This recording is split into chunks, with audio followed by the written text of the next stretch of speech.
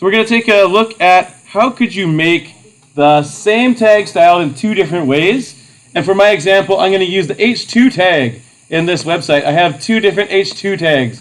One is called things I like, and one has the text things I don't like. So maybe I'd like to style one of them differently than the other one. So how can you do this? So the answer is you can add in an attribute into your tag to make them a different class. So I can have a class of H2s named one thing and a class of H2 named another thing, and then I can style those two different classes separately. So take a look. I'll show you what I mean. So in your HTML, this applies to divs or images or paragraphs or whatever you like. You can add in the class attribute. Yeah, Haley. Okay, well, I'll come over and take a look at that when I'm not recording the YouTube video. The perils of teaching with YouTube. Anyway, so I hope he resolves quickly.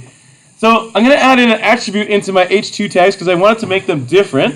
One is going to be called class like, and you can name it whatever you want.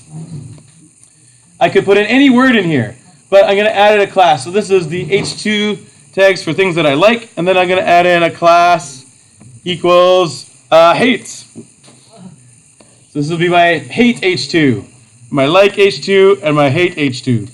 And so I can now apply two different styles. So if I go up to the top here into my head in between the style tags, all the stuff about H2s, this stuff here, this will apply to both of them. So if I say H2 and don't do anything else, then it'll apply to both the like H2s and the hate H2s. And I can leave that there. If I want them both to be green, for example, I can leave that there for stuff that's true about all H2s. And then I can add in information about the like H2s differently from the hate H2s. So for example, I can say H2 dot like, and I can style the H2s that way, and I can say H2 dot hate, and I can style the H2s that are the hate ones separately. So maybe I'd like to make the like ones, I kind of want to change the color, to be honest.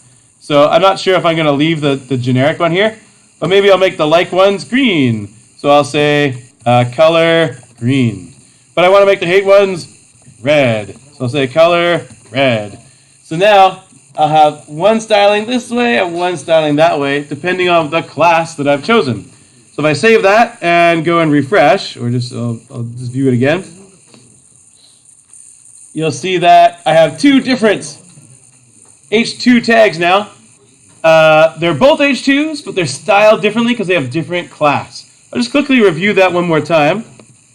We'll see that the magic starts in the tag itself. So now in my H2 tag, I've added an attribute called class, and I just gave it a name. I can give many different H2s the same class. I could have 10 different H2s that are all styled with class like. And that's great. But I can also make other classes as well, like class hate, for example. Then I can style them differently in my CSS.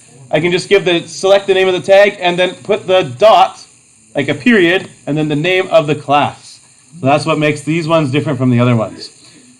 This can be used for all sorts of things. You can make different divs. So you can have different pictures. You can have different paragraphs. You can have different anything you want, really.